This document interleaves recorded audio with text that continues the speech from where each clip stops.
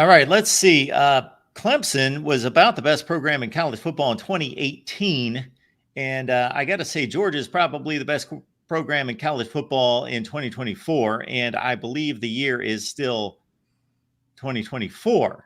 So that points to a winner, but they will get on the field on Saturday and we will see how it shakes out. Welcome to our Clemson, Georgia preview right here at the Voice of College Football. We got two of the best from each side representing Clemson and Georgia here in one of the South's great rivalries, of course. Jason Priester's right next to me. You can catch him on Clemson Insider.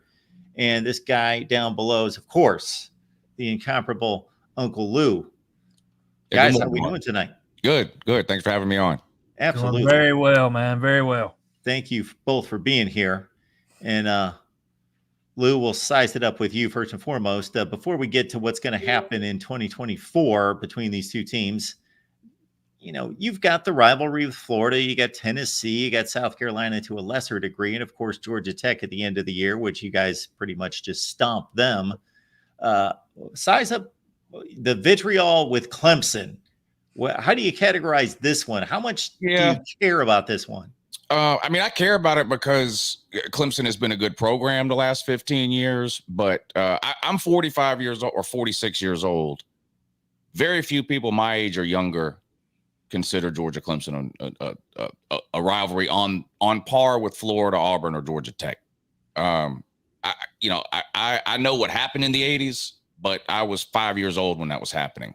And so, and so was everyone else my age and people younger. Now we play twice every 10 years. We're close to them geographically, but it's almost more of a, some people consider Georgia Tennessee a rivalry game. I'm a traditionalist. I think Georgia has three rivals: Florida, Georgia Tech, and Auburn. Clemson and Alabama aren't rivals, but they had a rivalry for a 6-7 year period. Clemson and Ohio State played, what was it, 3 times in 5 years or something in the postseason, and it became a mini rivalry within that sort of 5 or 6 year period. But like, no one really considers Clemson Ohio State a rivalry. So now older Georgia fans, yes, they put Clemson on par with Georgia Tech, maybe not Florida, but maybe with Georgia Tech, Auburn, Clemson, and then Florida kind of at the top. And it's not a disrespect thing to Clemson. It's people my age haven't watched Georgia and Clemson play every other year for our whole life. We've watched them play twice. They played twice in the 2000s, twice in the 2010s. This is the second time they've played this decade. Well, hopefully somebody on offense can score this time around, because with JT Daniels and DJ out there, poor DJ, that was his first as starting quarterback at Clemson, and the guards and the tackles were in his lap every play. Yeah. That was the beginning of what we saw that Georgia defense, of course, for the rest of the season.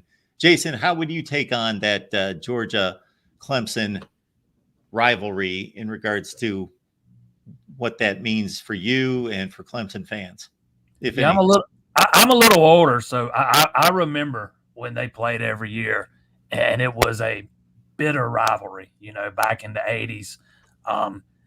But Uncle Lou kind of hit the nail on the head there. It's just going to depend on who you ask, how old they are, and what they remember. He said it. They've played 5 times since 1995. This will be the 6th time, if I'm not mistaken. So if you're a little bit younger, you're not going to remember what they did in the 80s. You weren't around for it in the 70s, and you're not going to remember how bitter that thing was.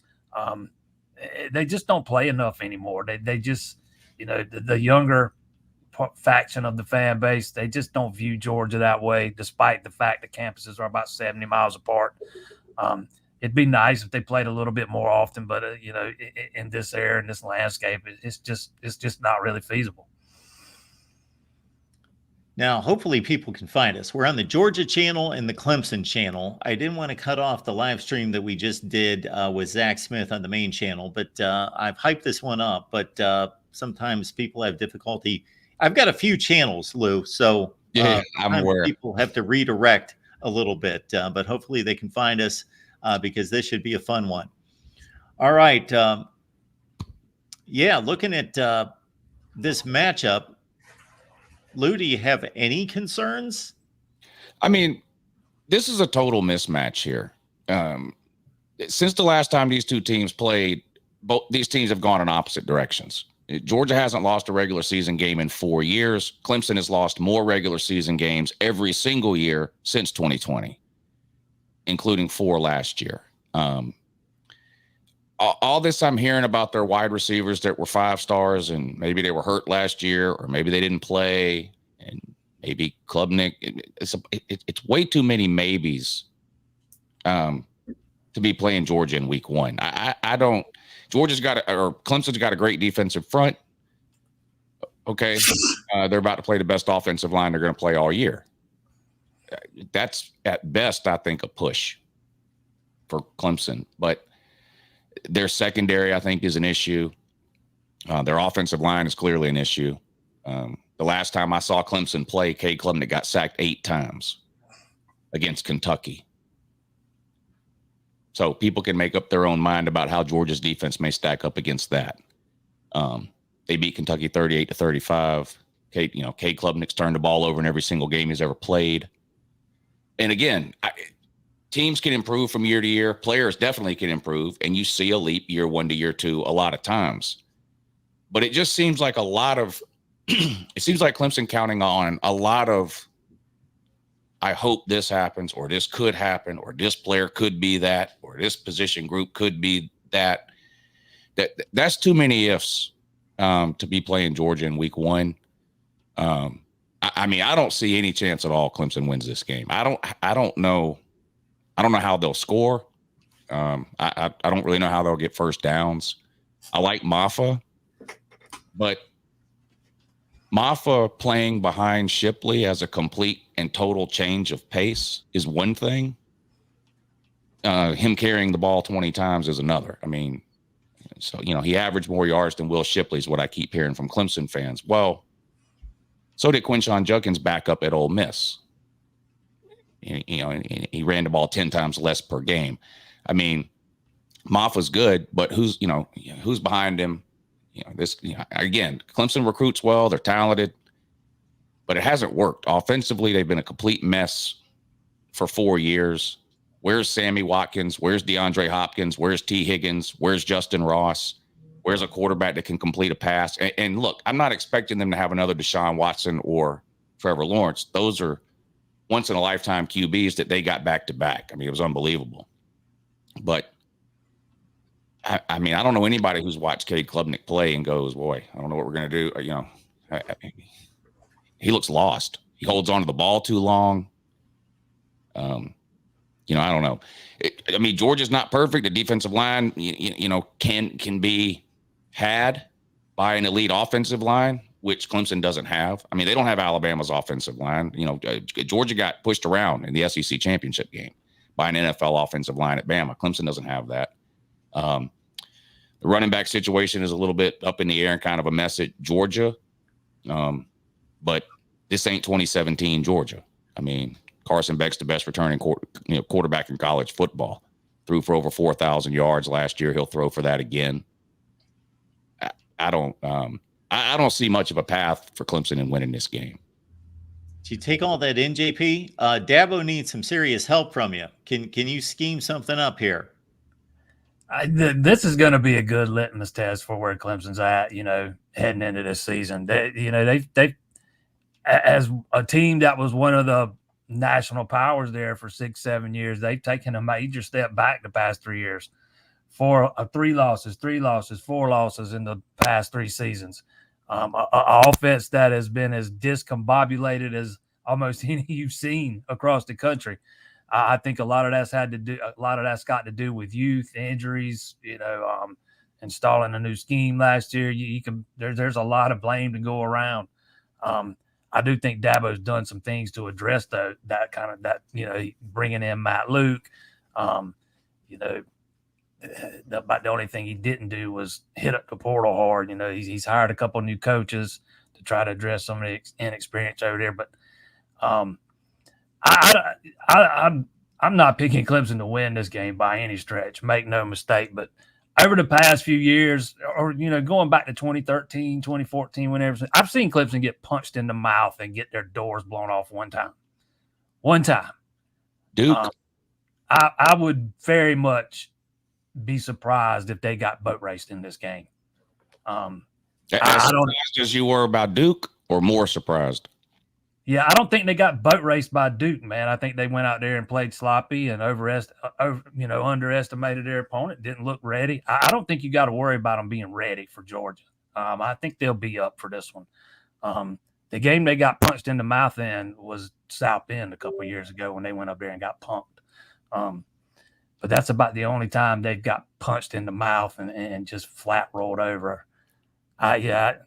You've only seen it one time in the past. I like Matt Luke. He's a great hire. I mean, he was at Georgia, and we got extremely lucky. We had Pittman before that, who I think's probably the best offensive line coach, and Matt Luke's right there with him. And so we sort of lost a great one and had another one waiting right there in Matt Luke, and he retired. I don't think we'll ever know the real story there. I don't know what went on there. Something happened. I don't know what it was. But anyway, I'm glad to see him back in football, and he's a great offensive line coach. I mean, Garrett Riley's a great offensive coordinator. Maybe we'll find that out in year 2. And with Matt Luke, I mean, the guy's not going to turn water into wine. I mean, he inherited 8 NFL offensive linemen when he became the offensive line coach at Georgia. I don't think Clemson has that. Maybe he'll beef up the offensive line over the next year or 2 through recruiting and development and things like that. But I'm not expecting Matt Luke to come in and be a miracle worker on that offensive line this year, just like Garrett Riley wasn't going to come in last year and put up 40 points a game like he did at TCU with Max Duggan. So I'm with you. I don't expect Matt Luke to be a miracle worker. I do think Clemson's got some talent in that offensive line room to work with, or I think he's got some talent in that offensive line room to work with. I think they have vastly underperformed going back 4 years now. I think it's been a huge issue. It's not like there's no talent in that room. You got a bunch of 4 stars, I think a couple of former 5 stars. It's not like they're devoid of talent or anything. But no, I don't think he's a miracle worker. I don't expect that kind of jump in year 1. I think you probably see more improvement in year 2 than you would in year 1, just like we'll probably see more improvement with Garrett Riley's offense in year 2 as opposed to year 1. But for me, it all starts with quarterback, Cade Klubnik, right? This is a kid who, at the end of his sophomore season, he was nowhere near where a lot of people thought he was going to be, including myself. You watch what he did there at Westlake in high school, and he looks like he's just oozes that it factor, and he gets at the collegiate level, and he's just kind of like a deer in headlights. The game's just so fast for him. He looks like a different dude this year, so we'll see where he is. But it's going to take – I think for Clemson to pull off the upset Saturday night, man, it'll take an almost perfect, performance from those guys and Georgia making some mistakes that they don't routinely make. Yeah. It sounds kind of cheesy because people kind of use it as a throwaway line whenever you're talking about an upset, and people say, well, you can't turn the ball over. But like in this case, I think because of the problems Clemson had last year, turning the ball over in every single game, like it is worth mentioning here without just sounding like you're regurgitating something you hear all the time. Clearly, they can't afford to turn the ball over here from a confidence standpoint too, coming off of last season. If they were to come out, first couple of drives and put the ball on the ground, or Cade Klubnik were to throw an interception, and that starts getting in his head, here we go again type of thing. We can't hold on to the ball. If that were to happen, I could see a situation where the game starts to steamroll or something like that. If they play a clean game, if they don't turn the ball over, if they are able to run the ball, keep the Georgia offense off the field, then maybe we end up with something similar to what we saw in 2021. I'd be shocked if there's no offensive touchdowns again. I mean, the odds of there not being an offensive touchdown in any college football game in today's world is astronomical. So there's no way I would bet on that. But, some points will be scored. But, maybe they find a way to keep it close if they can run the ball and of course, not turn it over. And like you said, maybe Georgia makes some mistakes. Georgia had some turnover problems last year, too, and didn't force a lot either. And they didn't really get to the quarterback that much last year. Kirby's got this thing. I get so mad about this whole affecting the quarterback thing that coaches say. I get so mad We affected Jalen Milroe every time he dropped back to throw in the SEC championship game. And guess what he did? Ran out of the pocket and threw the ball downfield or took off running for a first down. The only effect I want to see, I hate to use the expression here, Mark, but I'm going to do it anyway. You know what you get when you have me on. But the only effect I want is to see the quarterback's dick in the dirt, because then he can't run for a first down. He can't throw a completion. He can't do any. This idea that, well, sacks don't matter, sacks are over. The only time Kirby says that is when we're struggling to get them. That's it. A couple of years ago when we were leading the league in sacks, that's all he wanted to talk about. So sack the guy when you get back there. Not that I think Cade Klubnik's going to, run for 200 yards in this game, but I'm just, you got to be able to get to him. And I think Georgia will, by the way. I think they will get to Cade Klubnik in this game a lot. Back to Georgia's running game. Do you think Etienne's going to play, Mark? I don't think he's going to play. I don't think he's going to play. No, I don't think he's going to play. Yeah, I don't think he's going to play either. I don't think he should either. And I'll tell you the worst. I tell you what I absolutely don't want is for him to play and then sit out next week. That I don't believe in that. The cherry picking thing. If somebody deserves to be suspended, and that's a decision for Kirby and the athletic department to make. But if somebody deserves to be suspended, they deserve to be suspended for the next game they play. Not cherry picking a high school team 2 weeks later. I'm in no position. Everybody knows I'm not casting stones on Etienne at all. Everybody makes mistakes. Everybody's entitled to second chances or third chances or whatever else. Yep. But you're not entitled to those chances without consequences. I've had consequences for every mistake I've ever made, no matter how little or big. An appropriate consequence has come along with that every single time. And yes, the DUI got dropped, but that's very common in DUI cases, especially a first DUI. So it's not a thing where like the cops, the cops were wrong. He wasn't DUI.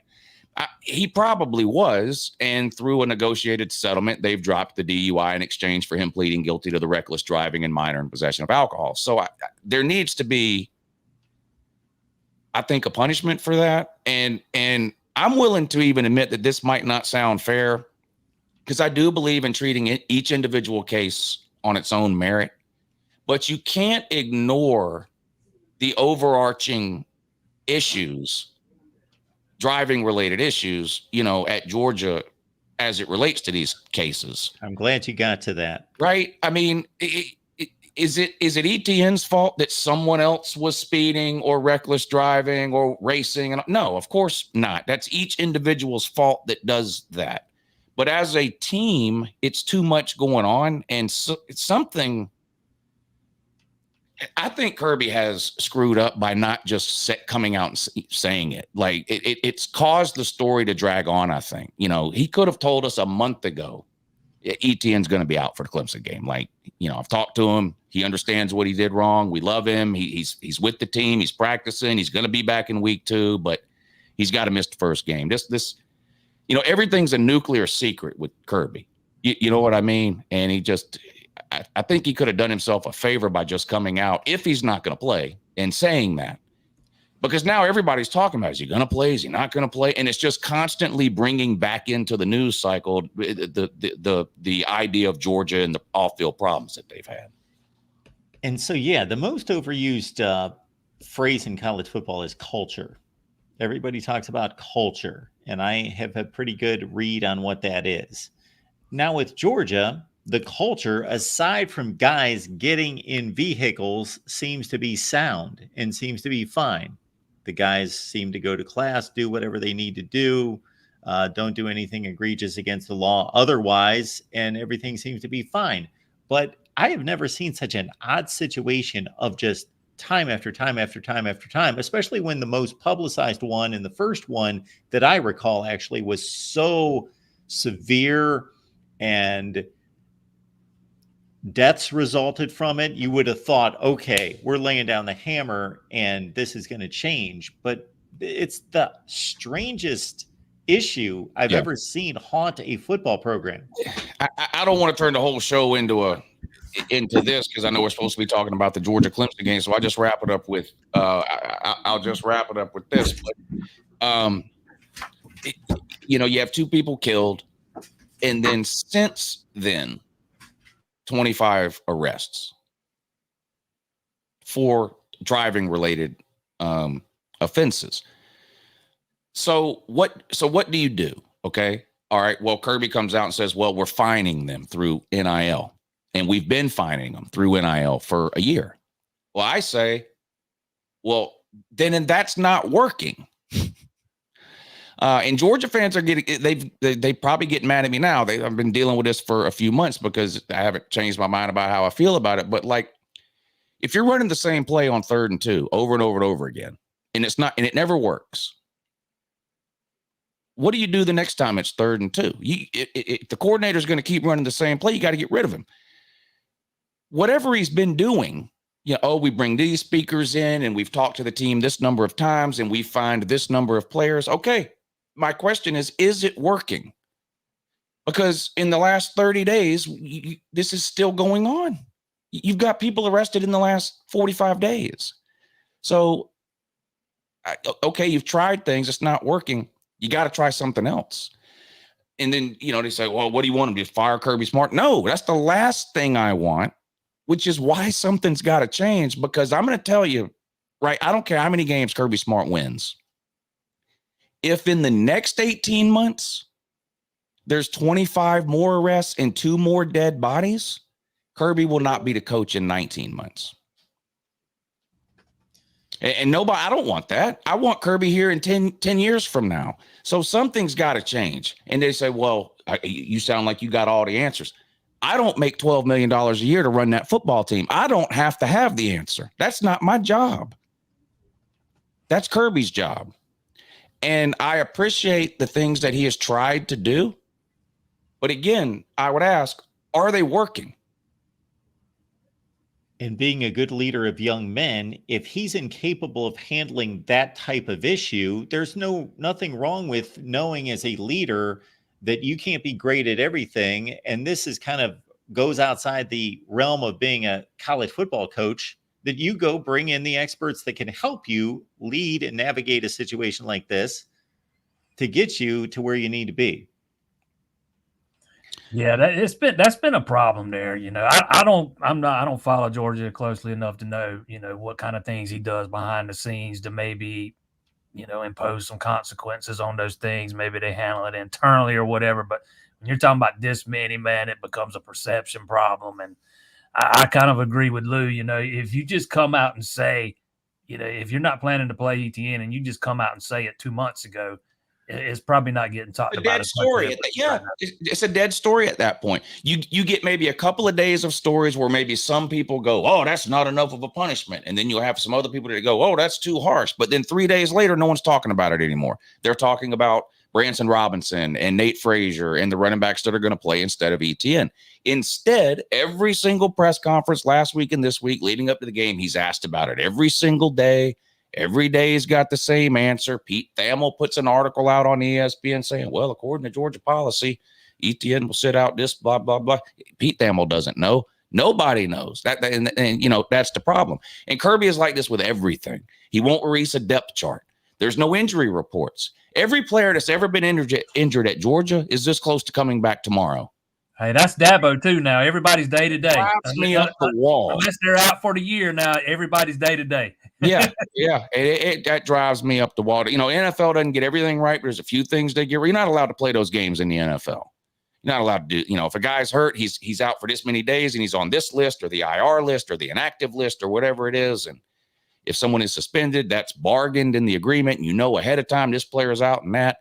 But with Kirby, everything's a government secret. I can understand. Let's say you lose a quarterback. You got a quarterback battle going on all spring and into fall camp. Okay. Don't announce the starting quarterback. That way you're not giving your week 1 opponent maybe something like that. But when it comes to injuries or suspensions or whatever, at the end of the day, this is college football. The line on this game is not going to move one single point, whether ETN is playing or not.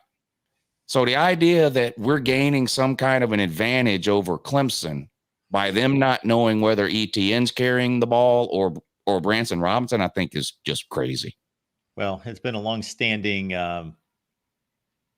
approach to college football coaching that they coach paranoid, that if you're going to be a great college football coach, you're paranoid about everything. Yeah. Clemson puts out a depth chart every Monday ahead of a game.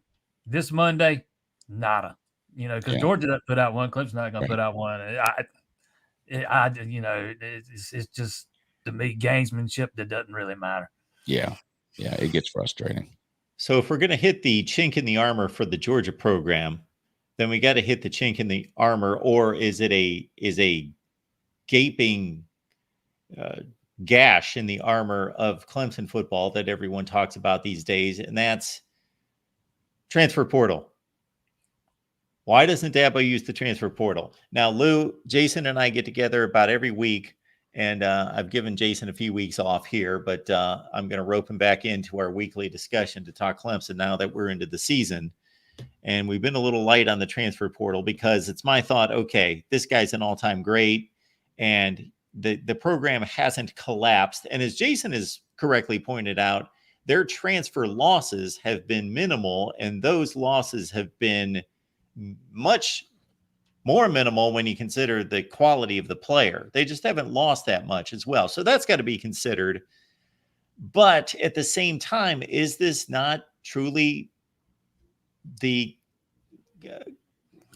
correlation of NFL free agency, where, yes, you build through the draft, but to be successful, you got to supplement your issues. And when your competitors, especially Florida State in 2024 or 2023 being the prime example of a team that stocked up and won a championship, at least in the ACC, on transfer players, that you got to think that Dabo's either going to, he's obviously drawn his line, and he's either going to stand on it here in 2024, and it's going to prove that he's ultimately right, or he's going to have to bend at some point.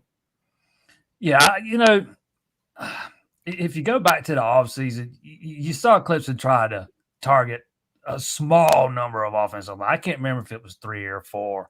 And one of those guys was actually Keelan Rutledge, who was fantastic for Georgia Tech against Florida State on Saturday. Okay, yeah. And that's part of why he ended up at Georgia Tech, because Dabo's not going to promise anybody a starting spot, and he's not going to get into this bidding war for you and stuff. I kind of like Kirby's approach to the portal. He doesn't lean on it heavily, but if he sees a hole he needs to plug, he goes and gets a guy. That would be my preference if we're talking about Dabo and his portal strategy. I think they need to be a little more aggressive than they have been. You can't recruit the portal the same way you do high school guys. You got Clemson's recruiting process moves at a snail's pace. And when you do that with portal guys, man, they're committed for you can even get them on campus for a visit. I do think it's an approach that's got to be tweaked. I don't think he's got to rely heavily on it. If you go back over the last few years since the advent of the board, there's really only one starter they lost, which was Andrew Makuba. They almost lost him the year before last. But if you want to throw Bo Collins in there, you can. I'm not sure he was going to be starting this year, but at the very least, his snaps were going to go down dramatically. But even when you're losing backup guys and you're losing, redshirt freshmen and sophomores routinely to the portal, even if they're depth guys, and you're replacing them with high school guys, you're always going to stay young and inexperienced. You're not developing at the same pace you used to develop. I would like to see Dabo at least, I'll use defensive end as an example. That was a spot most people thought Clemson needed to bring in a guy from the portal, kind of bridge a gap. Not a lot of experience behind TJ Parker, and he's only going to be a sophomore. Instead, they choose to move Peter Woods outside. I think Clemson's got a lot of depth, on the interior. They can afford to move Peter Woods outside, and I think he'll probably play pretty well there. We saw Christian Wilkins do the same thing for that Clemson a few years ago. But is that where Peter Woods would be at his best? Outside as opposed to inside? I'm not sure it is, but end was a spot that a lot of people thought Dabo should have looked at it in the portal, and they just, instead of doing that, they move Woods outside. With all due respect, whether you're losing a starter or not is irrelevant when there are players in the portal that are better than your current starters. Dabo is putting himself at a competitive disadvantage compared to everyone else in college football. it becomes even worse when you realize that while Clemson recruits good out of high school, they do not recruit great or elite. They're a 10 to 15 recruiting team. You look at the teams that recruit in the top 5, Georgia, Bama, Ohio State, Michigan, whatever you want to name. They're out recruiting Clemson by a country mile out of high school, and then they're adding 2 or 3 elite players a year with experience to their roster through the portal that are immediate starters. So this idea that, well, we're not losing starters, so maybe we don't need anybody from the portal is a little bit silly, especially when you don't have a wide receiver that anybody can name. Your offensive line gets abused by everybody you play, and you've had 2 quarterbacks in a row that can't hit the broadside of a barn. If you put Keon Coleman and Devin Leary on Clemson last year, they win the ACC. It's not even close. You're talking about something that's never going to happen. It's never going to happen. Well, then Clemson's never going to matter. Maybe not, but they're not. It's just never. What if Dabo has some kind of principled stance against 105 scholarships that starts next year? And he says, no, we're not doing that. We're only going to have 85 scholarship players because, back in my day, well, we didn't do that. We didn't do things that way, so we're not going to do it. So everybody else has 105 scholarship players. Clemson has 85. You okay with that too? I mean, you cannot sit back and allow teams that are already better than you to get a competitive advantage over you by using the portal because your coach has his head stuck in the sand. The only thing to me worse than Dabo's dereliction of duty when it comes to the portal is fans, Clemson fans, who aren't screaming at the rooftop about Dabo driving a top 5 program into irrelevance by ignoring the portal. The portal's been around 4 years. Clemson has gotten worse every single year since the portal was invented. Is it possible that's a coincidence? I guess. People can bitch and moan about it all they want. But he is teams not. That were already better than Clemson are getting even more better through the portal while Clemson is standing still. They're getting lapped. And I'd be the most hated Georgia fan on the planet if Kirby Smart came out tomorrow and said, I'm not using the portal. We don't need it. I don't agree with it. It's against my principles. I would be yelling from every rooftop that he needs to get it together. This is insanity. He's never going to change on that. He's not going to do it, man. I'm glad you got to see him win 2 natties 10 years ago because it ain't happening again. So, Jason, when you say he's never going to do it, obviously, if we're looking at the track record of 4 years, I can agree with you and say, yeah, if he hasn't budged yet, but he's got to be smarter than that. We know that the man is smarter than that. We know that football coaches are arrogant by nature and they're stubborn by nature. And when they've had the success that he has, I understand where that thinking comes to from a certain aspect. But we saw Nick Saban and we saw him change when he was very out front about, I don't want to change. I don't want to play this style of football. I don't think it's good football, but that's the way the game's evolving. And so I would be a fool not to change with it. Therefore, we're hiring Lane Kiffin and we're going to throw the football all over the lot. And you know that I admire Dabo Swinney for a lot of characteristics. But I just don't think that this is some kind of ethical or morality play. I don't think it has anything to do with being right or wrong ethically. It's the way the game's changed and the rules have changed. When I say he's never going to do it, what I mean is he's never going to give up on a kid after a year or two and replace him with a guy from the portal. Let's say Cade Klubnik, for example, since he mentioned Devin Leary. Never going to happen. He's just not going to do it. It's a promise he makes to those kids and their families on the recruiting trail. And you know what? Since we're talking about the portal, you got to get into NIL stuff. I don't know that Clemson can get involved in those kind of bidding wars. I don't think they can afford to win them. I don't think they can afford to win them. And if they could win 1 or 2 here or there, then you start talking about losing the guys already on your roster. It's not like Clemson's got this big, huge, rich alumni base that some of these other schools have, man. They're having to walk a fine line with how they spend some of that NIL money. But people can like it or not like it, agree with it, not agree with it. Dabo Swinney's made it clear, man. You can agree with it or not agree with it. He wants to run a developmental program, and he's just not going to lean heavily on the portal to replace guys he recruited to come play for him. Let me ask you this. You say he makes these promises to these recruits and their families. What promises is he making? That he's not going to give their spot away to a guy in the portal. But he'll give it away to a true freshman that he recruits the next year. I'm just telling you, like what the way it is, man. I just say, people agree with it, disagree with it. What happened to? I mean, what promises did out on the field? Kelly Bryant, and then he sat Kelly Bryant on his butt and put Trevor Lawrence in. Now that was the right move. You know why? Because Trevor Lawrence was better. He didn't give his spot away to Trevor Lawrence. Yes, he did. Trevor Lawrence beat him out on the field. Well, you can bring a transfer in and have an open competition, and if the transfer beats him out, he beats him out. If he doesn't, the other guy gets to start. I don't see the difference between a true. I think I said a minute ago, junior losing his starting job to a true freshman out of high school versus a sophomore out of the portal. I don't see the difference. Launch reminder here: my name's not Dabo Swinney. It is not my philosophy. I am not defending it. I'm just telling you what is. Well. I mean, it just is what it is. People, like I said, people can like it, they can hate it, agree with it, disagree with it, whatever, man. He's kind of dug in on it. I don't know that he's going to change. I hope he doesn't. Because if he does, he'll go back to running an elite program again. Right now, that's one less hurdle for everybody else.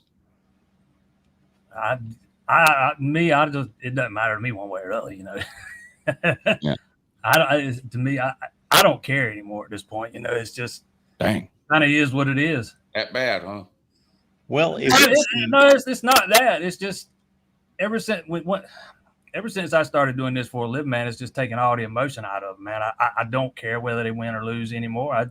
It is what it is. That's something serious there. I'm not much of a fan the way I used to be before I started doing it for a living. I don't know. I got a different perspective on it now, and it's just changed it for me emotionally, I guess. Yeah, I guess. I don't know. I hope you're right. That happens to a lot of people. Not you, Mark. Mark, you're still way too emotional when it comes to Ohio State. You're way too emotional. You've really seen that, have you? You're way too really. Yeah, I remember it 10 years ago. I don't flinch. What are you talking about? 10 years ago, Clemson lost a football game, man. I might not sleep for a day or two, man. There you go. You know, I don't know if it's because I gotten older, I started doing this for a living, or what.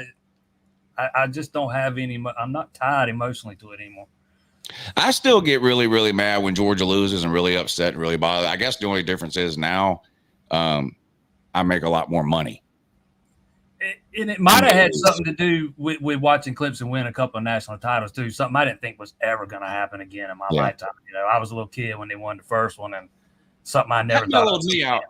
Yeah, that mellowed me out some too. Like losing to Alabama last year in the SEC championship game was rough, but it would have been a lot rougher had we not just won 2 national titles. So I, made it a little bit easier to stomach. So I get where you're coming from there.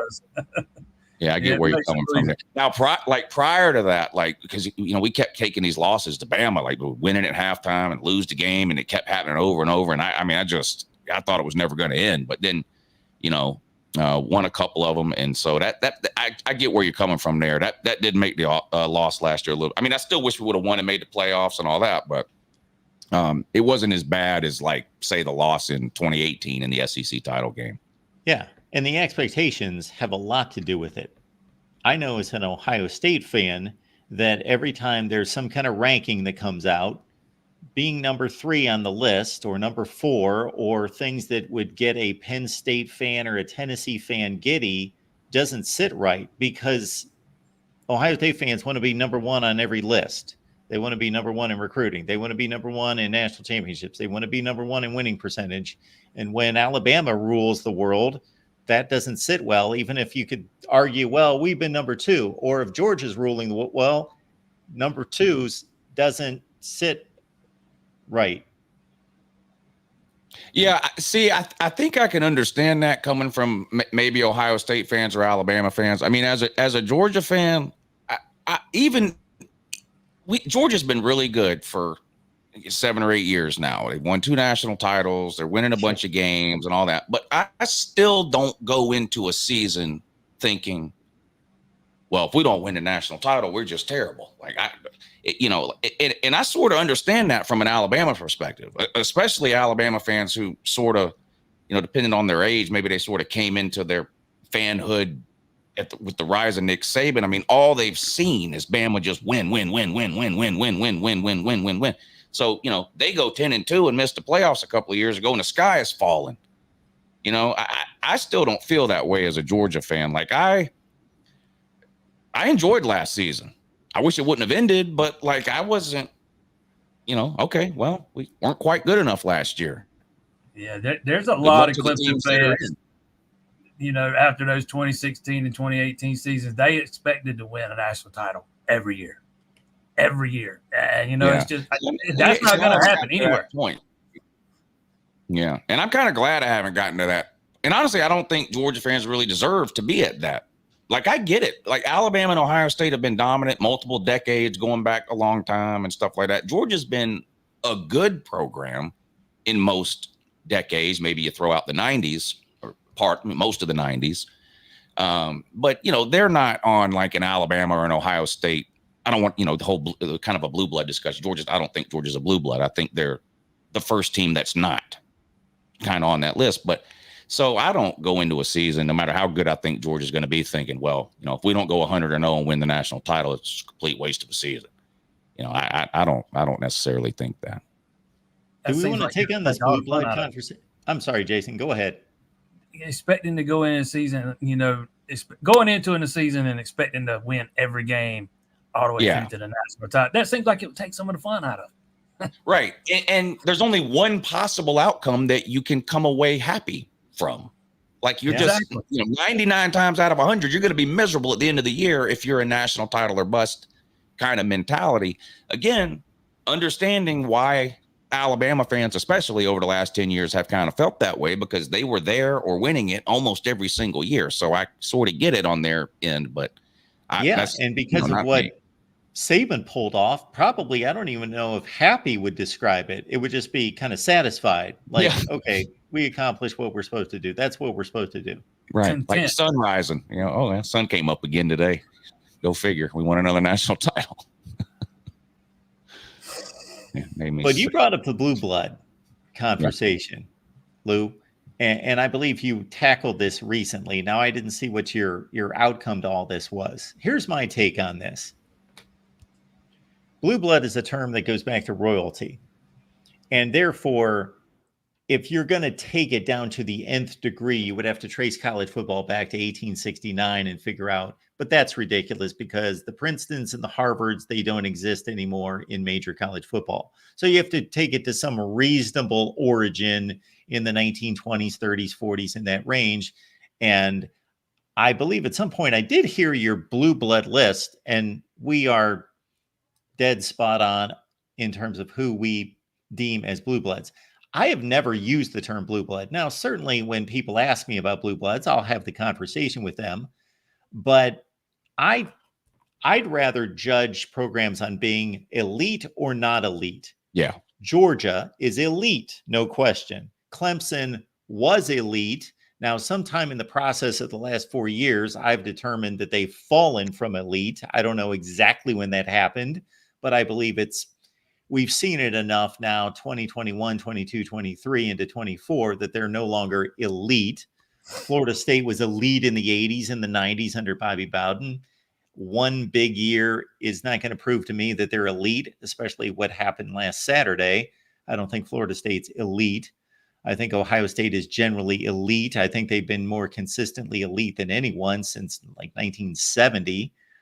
So that's how I typically term and approach that conversation, is just who's elite. And you can fall from being elite and you can ascend to elite.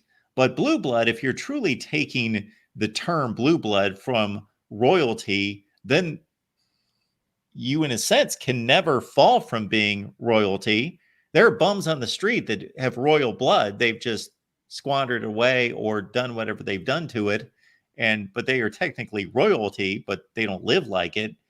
And there are others who have been self-made men that have risen out of the ashes, but they will never be royalty technically because they're just self-made individuals. Yeah, I look at the Blue Bloods as a museum piece, and it's never going to change.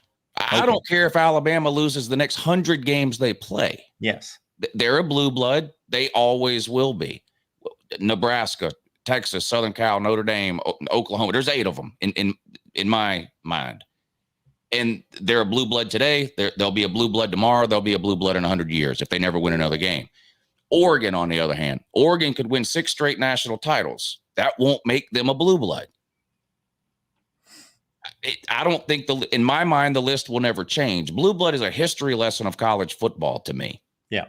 And I don't really understand why people I'm like you. I don't really mention it or talk about it until it gets brought up by someone else. And here's who this is who I usually hear talking about it. Nebraska, Texas over the last decade.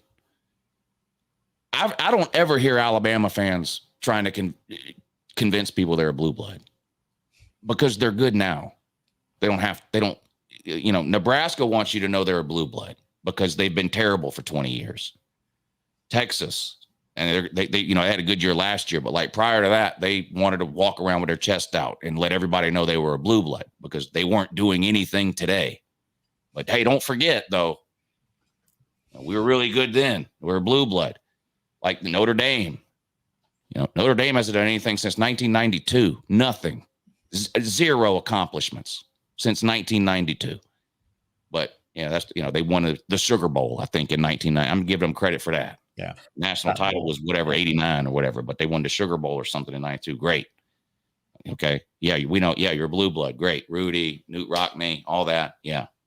But they want to let you know that because they're not good today. I don't hear Alabama talking about or trying to convince people they're a blue blood. I don't know. So I think it's an irrelevant argument, but in my mind, there's 8 blue bloods and that will never change. Got anything on that, Jason? No, hard to argue with that, man. I think 8's about right. And I agree. You don't really hear, the teams that are good today talking about how they're blue blood. It's the teams that used to be good that aren't anymore. He said Nebraska, Texas, whoever. But I kind of lean more towards what you were talking about earlier. To me, it's about whether you're elite right now or if you're not. And there's always that upper echelon of teams. And like you said, Clemson used to be in it, not so much anymore. Yeah, I mean, it matters way more what you are now versus what you've been over the course of college football history. Now, maybe it's a separate conversation you can have to say, does it advantage you at all to be considered a blue blood? Does it provide recruiting advantages, for example, or does it provide monetary advantages or name brand recognition advantages or something? And maybe it does. But Oregon's one of the best programs in the country right now. No one considers them a blue blood. I promise you, Oregon doesn't care. They're going to go out and they're going to play this year and they're going to be really good, regardless whether or not anybody thinks they're a blue blood or not. It doesn't have anything to do really with what happens on the field now. It's more like some kind of weird talking point that people use, but I don't think it has much impact on what happens today. Lou, let me hit you with this one because Michigan fans, many of them hate me for this, hopefully just in a sports way, but don't like this. Okay, I believe that the relevance of the games and the championships has increased through the ages for a number of reasons. I think the most notable recent, in historical terms, recent change to the game was obviously desegregation. So once became fully segregated around 1970, those games are more valid. When you've got 70% of the NFL is black, then there's a certain aspect of credibility to the games that are played when everyone can play. And also that if you take it through previous to 1970 and start to go back before 1940, 1930, 1920, I was looking at this a few months ago. Michigan, this is what I determined. So I go through the years and I review the standings and the rankings and the results to determine, okay, was this national championship awarded correctly? Or are there other teams that have claims that are just as much justified as the particular team that didn't necessarily win the national championship? They were awarded with the national championship. So I started all the way back to 1869. Now it's ridiculous that Rutgers claims a national championship in 1869. Do you know how many games were played in 1869? Two. 3, 2. In the entire sport. There were 2 games played, Yeah. and they claim a national championship. Yeah. And then like the next year, there were like 7 games played. And then like, now you got to go like 40 years before there's a legitimate college football season played. Yeah. I respect that LSU, Auburn, and Penn State, I found in the early 1900s, were given or awarded national championships by certain services, but they don't claim them. They say, you know what? It's not valid. They don't claim them. Do you know who claims their national championships? Michigan. They've got four national championships before the forward pass was legalized. How can you even claim a national championship when you were playing a completely different sport? Right. Yeah. Well, I mean, Alabama claims national titles in years they finished 3rd in the SEC. I mean, so, you know, Minnesota, 3 national titles in a row, right? 11 different teams claimed national titles during that 3-year period. Not to take away from what Minnesota did. That was 3 great years. But, like, would that be the same as if Georgia would have won the national title last year for 3 in a row? No. So, yeah, I understand. I get what you're saying. And this is also why, and you probably get asked this all the time, too. Who's better? 2019 LSU or 1971 Alabama? I don't know, man. I have no idea. Honestly, probably 2019 LSU would probably beat anybody from the 70s by 100 points. They're bigger, faster, stronger. They throw the ball. I mean, they're way better today than they were 50 years ago. That doesn't take. That is. I'm not crapping on your 1971 Natty or whatever. You know, everybody was playing by the same rules kind of in 1971. So you were the best team then. Like, that's all that really matters. But just, you know, trying to compare things from different eras to get into your point, pre-segregation, post-segregation. It's impossible to do. Here are the 2 points that I bring up from time to time that I think, if for reasonable people kind of put them in their place, that if you're having an argument between, let's say, an Ohio State fan and a Michigan fan, obviously the Ohio State fan is going to take all the metrics that stack up on their side, and that's what they're going to argue. And the Michigan fans will do the same for the Michigan side. If you talk to any reasonable person and say, if you switched histories, if you are not lying to me, and if you are not delusional, and you are answering honestly, you would take the other school's metrics and their statistics and their results from their history, and you would argue what they're arguing against you. You would honestly do that. You can't say that you wouldn't. Of course. Yeah. And I think me and you have talked about this before, that one of the draws of college football versus almost any other sport is the amount of subjectivity that is involved in it. And there's really, you know, there's no way around it. There's 134 teams. They'll never play. They can't all play each other. Even the Power Four, they can't all play each other. So this idea that, well, we don't know if this team is better as that team, or so you got people sitting in a room voting on the playoffs, and you got conferences with 18 teams in them, and they're not even playing half the league.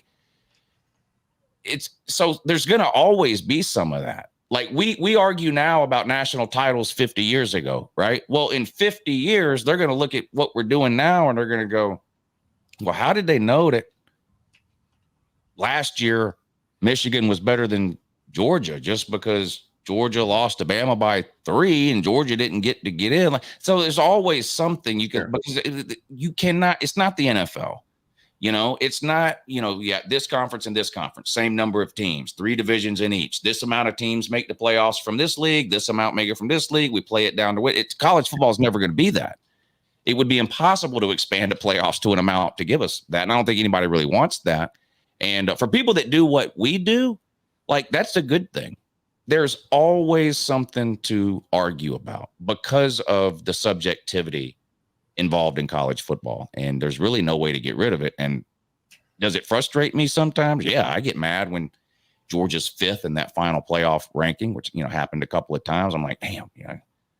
But, you know, it's part of what separates this sport from the rest of them. And it's weird because we complain about a lot of those things, but a lot of those things are what makes college football as exciting as it is. I think that there's a lot of arguments that have no clear-cut answer. So people can literally argue the same point year after year after year after year after year and never be proven right or wrong. I've got one more point to make in this conversation, and then I've got a question for Jason, and I got a question for you, Lou, concerning the Georgia-Clemson matchup, and then you guys can take it from there. This is what, to me, again, depicts the level of bias. And I tell people this all the time. I tell callers this. It's okay. You're biased. You don't have to try to argue that you're not biased. That's okay. You're a fan. It's allowed. It's okay. I'm not criticizing you. You're biased. I'm biased too. We have blood flowing through our veins. I'm biased as well. I try to eliminate that as much as possible, but I don't pretend to say I'm completely unbiased. I have filtered every amount of bias out of me. No, I haven't. I do my best to do that. But another argument that comes up that I think is just classic in displaying how biased fans are is, for example, 1997, Michigan and Nebraska split a national championship. So it's my job, in regards to how I approach this, to analyze the two seasons and to basically say, this is how valid I believe that this is for each team. And because they both played major conference schedules, very difficult schedules, and performed reasonably the same, I'm not going to name either one of them a national champion. I think it's too bad that they didn't play. So they both earned a national championship. So I can give you some kind of an opinion on who would have won a game, but I don't even try to go to that length. I just basically say, I don't know who would have won the game. These people, I think, are completely moronic to say, I know that Michigan would have won that game, or I know Nebraska would have won that game. And we've had debates on that very topic. And do you think I've ever had one Michigan fan say, you know what? I really think Nebraska was better. I think they would have won the game. And do you think we've ever had one Nebraska fan say, you know what? That Michigan team is really good. I think they would have won that game. No, every Michigan fan guarantees that they would have won the game. Every Nebraska fan, we would have won the game. Yeah. And then they end their argument by going, and it ain't close. That's a dead giveaway that it is very close. When someone ends their point by going, and it ain't even close, that's a pretty good indication that it's very close. All right, Jason, my last question for you. Paint the scene of a Clemson upset. I kind of touched on it earlier. Clemson's going to have to be about near perfect. They're going to have to be able to, have some success running the ball. I'm a big believer in Phil Maffa, but this is going to be one of the best. This is going to be the best defense Clemson sees by far all year. And I still think that offensive line's a work in progress. I just don't know how much success they're going to be able to have running the football, which means they'll have to throw it around some. And I don't know that anybody's that confident in Klubnik and those receivers being able to do that, even though I think they're going to be a little bit better this year. I don't know that they're that much better. But for Clemson to win, Klubnik's going to have to, protect the football, make good decisions, not turn it over. He's going to have to make some plays with his legs and be a factor in the running game. Clemson's defense is going to have to be stout, and they're going to have to force multiple turnovers. I think that's Clemson's only path here. They're going to have to play about perfect and get some help from Georgia. This underlines it right here. And we love Moose. He's here all the time. Moose is awesome, supports the channel. But again, sticking to his guns. Voting wasn't close. Like, those AP writers know everything. They're omniscient. They are all knowing. So their vote is perfect. 51-14 Michigan, 34-32. Coaches went Nebraska. We all know Osborne got a retirement gift. Nebraska fans would tell you Michigan slipped by a pretty marginal Washington State team in the Rose Bowl by less than one score. And Nebraska annihilated a Peyton Manning Tennessee team that was one of the top 3 teams in the country in the bowl game. So we can fight for either side. It's a lot easier to know that Michigan's been cheating for the last 2 years than it is to know who would have won this game between these two teams. That I can tell you. Yes, you can. And that is justified. This is what I will ask you. Uncle Lou. I will ask you about Carson Beck, and certainly you can add anything to this game or any other matchup or regarding the Georgia season. When I look at the rankings of quarterbacks, I'm pretty impressed with how deep it is. Like I go down like 30 spots and think that guy's a pretty good quarterback. But at the elite level, if Carson Beck is the best quarterback and nobody confronts this in any way, everybody believes Carson Beck's the best quarterback in college football. He just doesn't strike me as C.J. Stroud, Bryce Young, Trevor Lawrence, Deshaun Watson caliber. Yeah. I kind of agree with that. He's not a very well. Some of it might be personality. He hardly has one, which I don't actually mind that. He's very quiet. He's reserved. He's not sort of out there like some of the other sort of maybe superstar players are.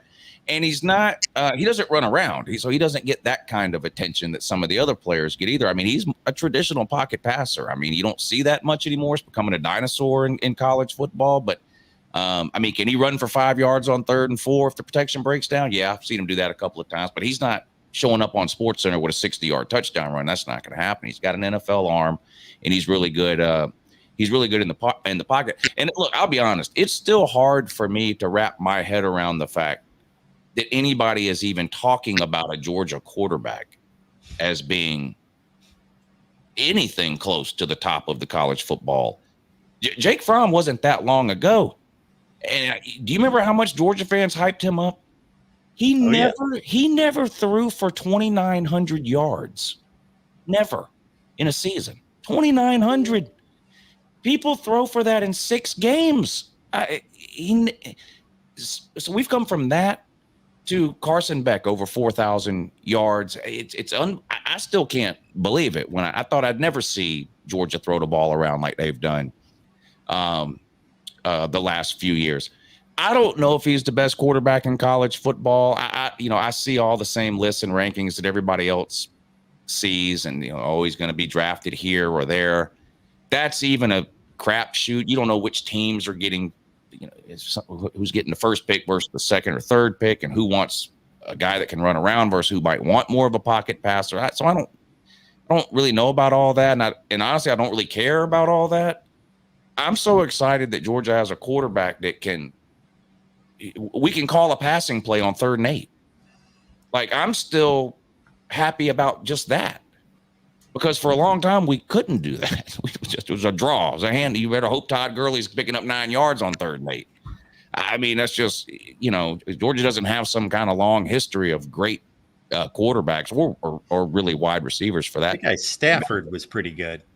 Yeah. I mean, he was all right. And Aaron Murray right after him. And even Stafford really, Mark, some quarterbacks have great college careers and it doesn't translate to the NFL. And sometimes the opposite is true. Stafford has had a way better NFL career than college career. True. And you look at Stetson Bennett, the guy's a college legend. He'll probably never complete a pass in a real NFL game. There's a million other examples of that. Tim Tebow, not great in the NFL, one of the best all time in college. So being great at one doesn't necessarily mean you'll be great at the other. So I'm definitely not knocking Matt Stafford. He's probably the most talented quarterback to ever come through Georgia. And he's proven that in the NFL. Fastest guy ever to 40,000 yards in the NFL. It's now a Super Bowl win, most likely a Hall of Famer, I think, in the NFL. But it's still, Georgia's never had a 1,000-yard receiver. It's just a long list of things. Running back, So I'm still happy that Georgia's got what I would consider just to be a grown-up passing game at this point. So whether or not Carson Beck's the best quarterback in football or the best quarterback in the SEC or gets drafted number 1 overall or number 5 overall, I don't know. And I don't really care. I think Carson Beck is good enough for Georgia to win every game. In other words, I don't think he's what will prevent Georgia from getting where they want to go. There are bigger issues. And there's been a lot of years at Georgia where it was the quarterback. If Jake Fromm, every year Jake Fromm was there, for example, we were never going to win anything with Jake Fromm. The guy just wasn't going to happen.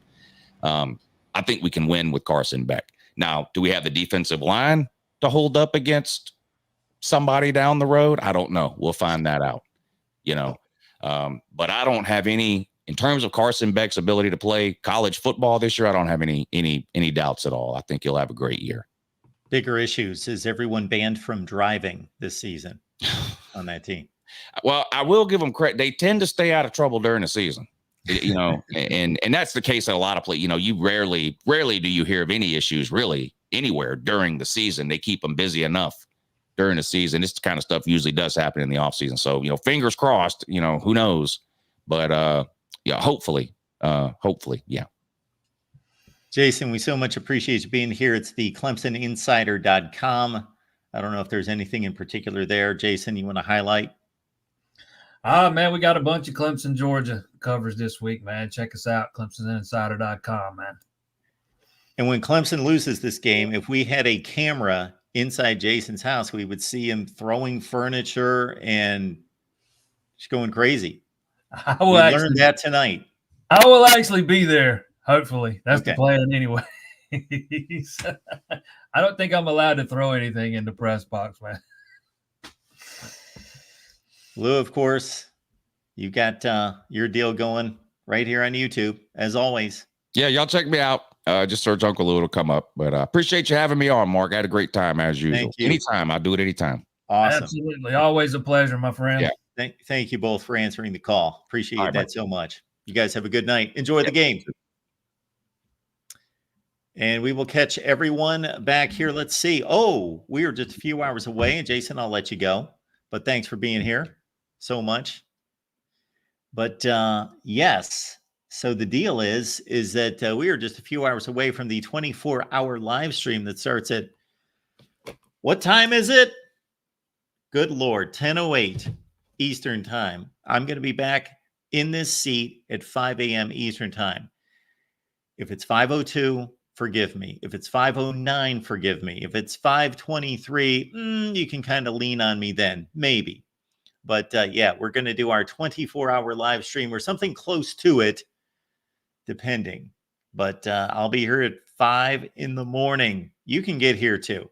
Come on, you can make it. We'll see you then.